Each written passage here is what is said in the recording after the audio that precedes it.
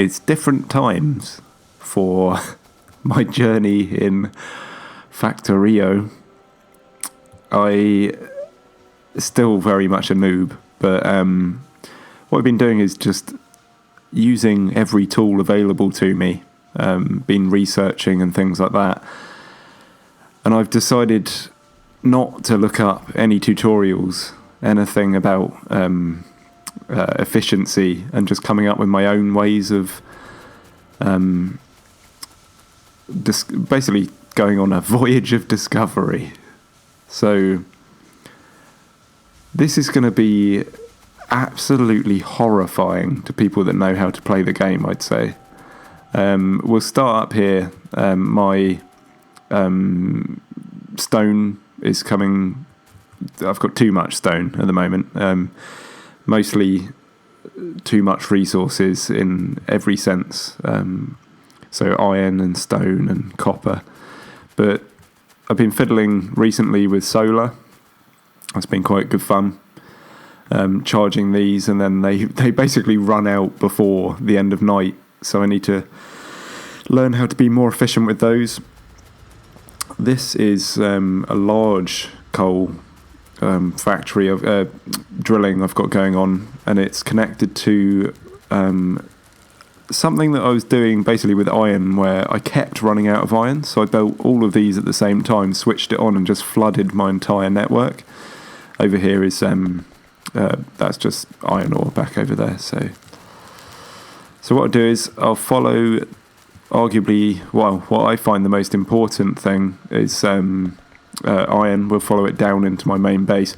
Now you're going to see a lot of these kind of things, and these I didn't research splitters early enough, and so I had to come up with kind of novel ways of splitting things and distributing them onto both sides of the conveyor belt.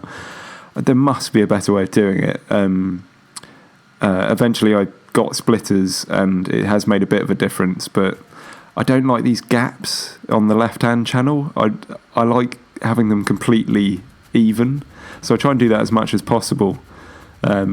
So let's go down here. This is my iron ore, and that goes all the way around the outside, and then it brings it down into here, and you can see multiple channels of different things, and that's because I've got furnaces below.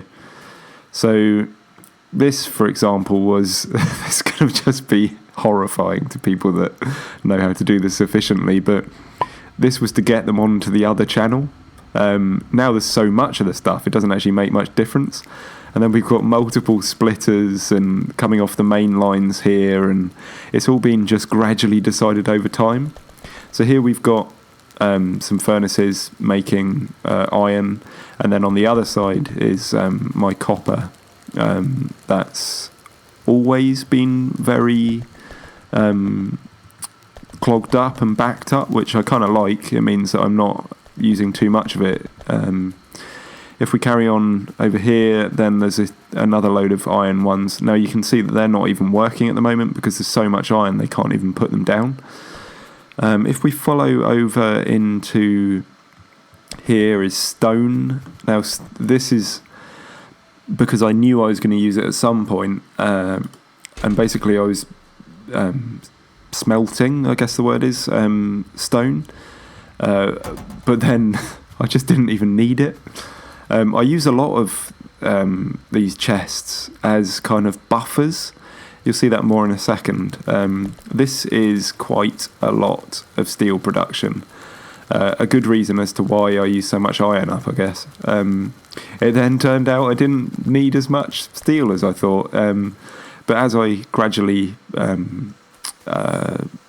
research things, then I noticed that I do need a bit more of it. So this is a way I store stuff. I don't like it backing up. I like having a kind of a buffer, as I said before. So these are actually kind of full of steel that it's made, and literally all I'm doing is building like a what's it called, grabbing hand. So if I do this, I'll put it to here. Oops, I need to power that. Let's just put that there, and then that is extending my iron storage, and I keep doing that until I actually need the conveyor of it and for it to be consistent.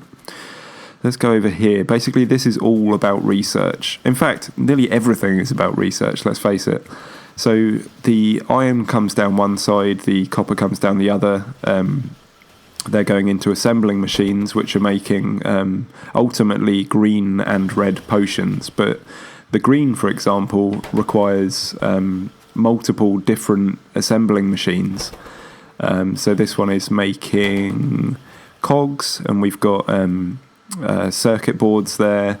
There's iron directly going into that, more cogs, iron plates, should I say. And then these assembling machines build the next step, which is the grabbing hand, and then a load of transporter belts, which are combined together in these, and these four assembling machines create the green potion, which then comes out of here. And this is actually probably the best example of my potentially stupid buffer system, where in here is a hell of a lot of green potions, science packs, and they it's the same for here. There's a lot of red ones in there. So if something goes catastrophically wrong with my production line and there's not enough coming in, I've got probably an hour, maybe 2 hours while it goes through all these, which is a blessing and a curse, because sometimes you won't even realise that there's a problem with the production line. Now, this redundant line coming in is because I know at some stage I'll need blue science packs, and so I've made it grabbable off a conveyor belt there, and so it goes into each research lab and uses up the two, and eventually I'll have the blue one coming in as well, which I've started experimenting with, which will go to the left of those labs, and my experiments are up here. So you can see lots of copper coming in, lots of iron coming in, and iron going back out. This is the first time I've attempted to do a kind of yo sushi style belt, which these chemical plants will basically take what they need, and if it doesn't get used, it gets put back into the main system. So these are my chemical plants. We'll start from this end. This creates sulfur from several ingredients, which is the petrol gas. That goes through into this, which creates sulfuric acid, which comes out of here and goes straight into that, which creates a battery. So in this box, because I still haven't got round to creating the blue potions yet, which I'll need these for, there's a whole ton of batteries, and I'll use those eventually. And once I've used those up, I'll just remove those and use the line, the conveyor belt as normal. So the last thing to show is how I dealt with power and oil pipelines and things like that. So we shall follow this all the way down here. It's a long way. You can't choose where the oil is. Here we go.